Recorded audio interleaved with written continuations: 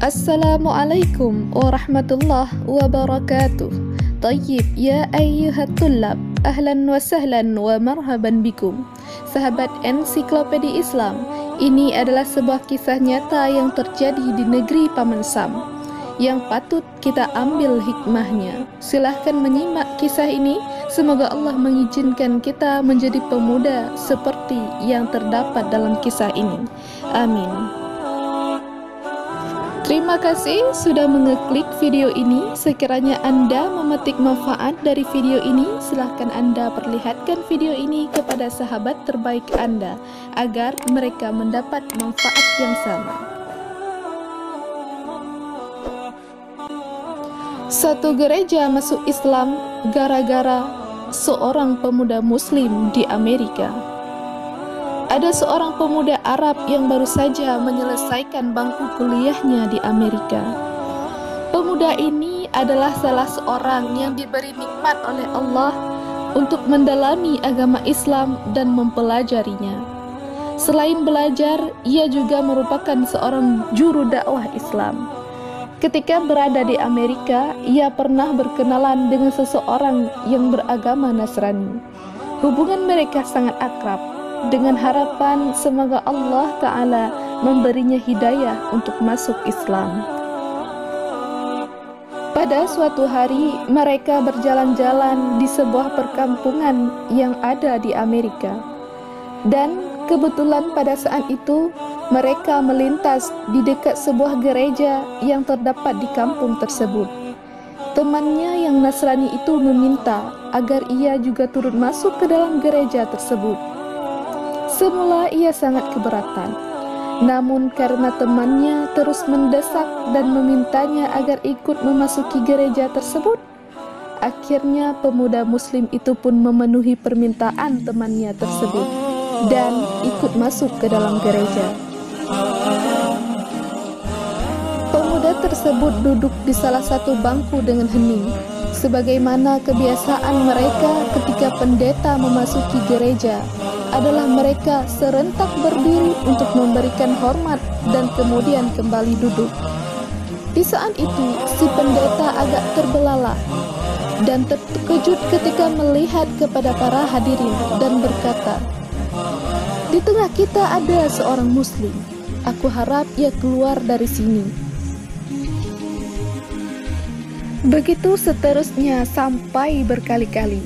Namun, pemuda tersebut tetap diam dan tidak bergeming dari tempatnya. Hingga akhirnya pendeta itu berkata, "Aku minta ia keluar dari sini dan aku menjamin keselamatannya." Setelah sang pendeta berbicara seperti itu, barulah pemuda tersebut bangkit dari duduknya dan beranjak keluar. Di ambang pintu, pemuda tersebut berbalik dan bertanya kepada pendeta, "Bagaimana Anda mengetahui bahwa saya adalah seorang Muslim?" "Dari tanda yang terdapat di wajahmu," jawab sang pendeta. Kemudian, sang pemuda itu pun berbalik menuju pintu keluar dan berjalan dengan tenang. Namun, sang pendeta melihat kesempatan itu. Ia ingin memanfaatkan keberadaan pemuda Muslim di gerejanya ini untuk mengokohkan markasnya tersebut, yaitu dengan mengajaknya berdebat dan memojokkannya dengan beberapa pertanyaan yang menjebak. Pemuda Muslim itu pun terdiam dan berpikir sejenak sambil menimbang-nimbang tantangan yang akan diajukan oleh sang pendeta. Setelah menimbang-nimbang, akhirnya ia pun menerima tantangan tersebut. "Aku akan mengajukan kepada Anda 22 pertanyaan, dan Anda harus menjawabnya dengan tepat," kata sang pendeta mendengar kesanggupan pemuda tersebut. "Silahkan," jawab pemuda dengan tersenyum. Sang pendeta pun mulai bertanya, "Sebutkan satu yang tiada duanya, dua yang tiada tiganya, tiga yang tiada empatnya, empat yang tiada limanya, 5 yang tiada 6-nya, 6 yang tiada 7-nya, 7 yang tiada 8-nya, 8 yang tiada 9-nya, 9 yang tiada 10-nya. Sebutkan sesuatu yang tidak lebih dari 10. 11 yang tiada 12-nya, 12 yang tiada 13-nya, 13 yang tiada 14-nya. Sesuatu yang dapat bernafas namun tidak mempunyai ruh. Apa yang dimaksud dengan kuburan berjalan membawa isinya? Siapakah yang berdusta namun masuk ke dalam surga? Sesuatu yang diciptakan Allah namun dia tidak menyukainya. Sesuatu yang diciptakan Allah dengan tanpa ayah dan ibu. Siapakah yang tercipta dari api? Siapakah yang diazab dengan api? Dan siapakah yang terpelihara dari api? Siapakah yang tercipta dari batu? Siapakah yang diazab dengan batu? Dan siapakah yang terpelihara dari batu? Sesuatu yang diciptakan Allah dan dianggap besar. Pohon apakah yang mempunyai 12 ranting? Setiap ranting mempunyai 30 daun. Setiap daun mempunyai 5 buah. 3 di bawah naungan dan 2 di bawah sinaran matahari. Mendengar pertanyaan tersebut, pemuda muslim itu tersenyum dengan senyuman yang mengandung keyakinan kepada Allah Subhanahu wa ta'ala. Setelah membaca basmalah, ia pun menjawab, satu yang tiada duanya adalah Allah Subhanahu wa ta'ala. 2 yang tiada tiganya adalah malam dan siang. Allah Subhanahu wa ta'ala berfirman, dan kami jadikan malam dan siang sebagai tanda kebesaran kami. Al-Quran Surat Al-Isra ayat 12. 3 yang tiada empatnya adalah kekhilafan yang dilakukan Nabi Musa ketika Nabi Khidir merusak kapal yang ditumpanginya, membunuh seorang anak kecil, dan ketika menegakkan kembali dinding yang hampir roboh. 4 yang tiada 5-nya adalah kitab-kitab yang diturunkan oleh Allah Ta'ala, yaitu Taurat, Injil, Zabur, dan Al-Quran. 5 yang tiada 6-nya adalah salat 5 waktu. 6 yang tiada 7-nya adalah jumlah hari ketika Allah Ta'ala menciptakan makhluk. 7 yang tiada 8-nya adalah langit yang 7 lapis. Allah Subhanahu wa ta'ala berfirman, yang telah menciptakan 7 langit berlapis-lapis. Kamu sekali-kali tidak melihat pada ciptaan Rabb yang maha pemurah sesuatu yang tidak seimbang. Quran Surat Al-Muluk ayat 3. 8 yang tiada 9-nya ialah malaikat pemikul arash Ar-Rahman. Allah Ta'ala berfirman, dan malaikat-malaikat berada di penjuru langit. Dan pada hari itu 8 orang malaikat menjunjung arash Rabbmu di atas kepala mereka. Quran Surat Al-Haqqah ayat 17. 9 yang tiada 10-nya adalah mukjizat yang diberikan kepada Nabi Musa. Tongkat, tangan yang bercahaya, angin topan, musim paceklik, katak, darah, kutu, dan belalang. Sesuatu yang tidak lebih dari 10 ialah kebaikan. Allah Subhanahu wa ta'ala berfirman, barang siapa yang berbuat kebaikan maka untuknya 10 kali lipat. Al-Quran Surat Al-An'am ayat 160. 11 yang tiada 12-nya ialah jumlah saudara-saudara Nabi Yusuf alaihi salam. 12 yang tiada 13-nya ialah mukjizat Nabi Musa yang terdapat dalam firman Allah.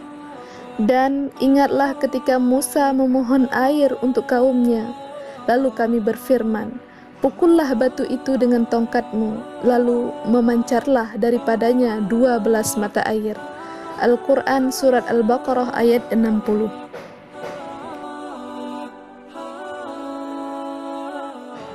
13 yang tiada 14-nya ialah jumlah saudara Nabi Yusuf alaihi salam ditambah dengan ayah dan ibunya.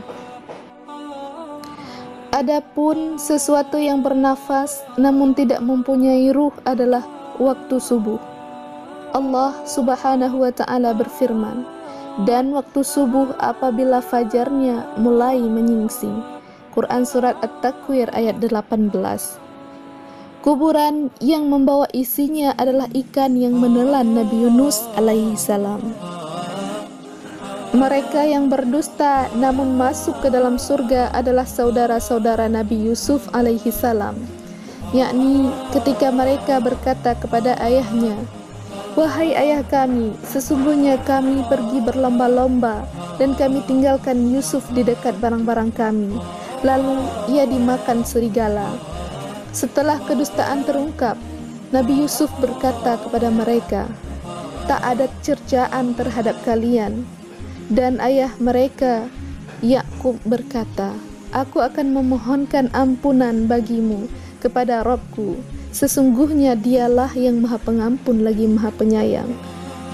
Surat Yusuf juz 13.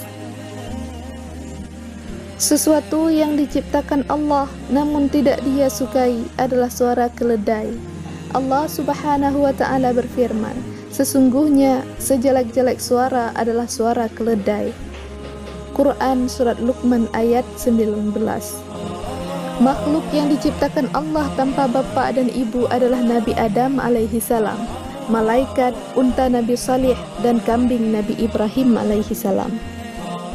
Makhluk yang diciptakan dari api adalah iblis, yang diazab dengan api adalah Abu Jahal, dan yang terpelihara dari api adalah Nabi Ibrahim alaihi salam. Allah Subhanahu wa ta'ala berfirman, "Wahai api, dinginlah dan selamatkanlah Ibrahim." Quran Surat Al-Anbiya ayat 69. Makhluk yang terbuat dari batu adalah unta Nabi Salih, yang diazab dengan batu adalah tentara bergajah Abraha, dan yang terpelihara dari batu adalah Ashabul Kahfi atau penghuni gua. Sesuatu yang diciptakan oleh Allah dan dianggap besar adalah tipu daya wanita. Sebagaimana firman Allah Ta'ala, "Sesungguhnya tipu daya kaum wanita itu amatlah besar." Quran Surat Yusuf ayat 28. Adapun pohon yang memiliki 12 ranting dan setiap ranting mempunyai 30 daun, kemudian setiap daun mempunyai 5 buah, 3 di bawah teduhan dan 2 di bawah sinaran matahari. Maknanya, pohon adalah tahun, ranting adalah bulan, daun adalah hari, dan buahnya adalah sholat yang 5 waktu, 3 dikerjakan di malam hari dan 2 di siang hari.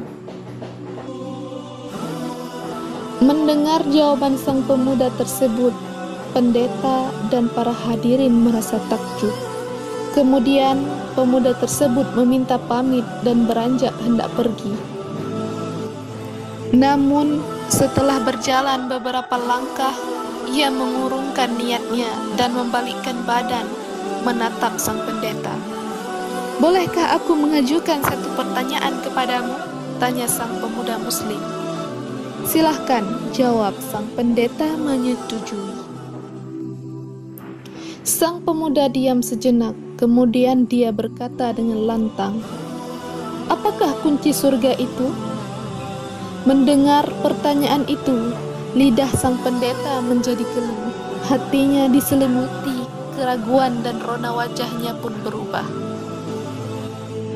Ia berusaha menyembunyikan kekhawatirannya, namun hasilnya nihil. Orang-orang yang hadir di gereja terus bersorak-sorak mendesaknya agar ia menjawab pertanyaan tersebut. Namun ia berusaha mengelak. "Anda telah melontarkan 22 pertanyaan kepada pemuda tersebut, dan semuanya ia jawab dengan tepat. Sementara ia hanya memberimu 1 pertanyaan, namun Anda tidak mampu menjawabnya," teriak salah seorang hadirin.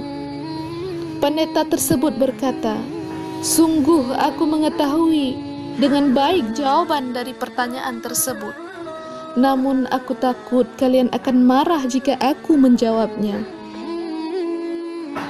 "Kami menjamin keselamatan Anda," jawab mereka serentak.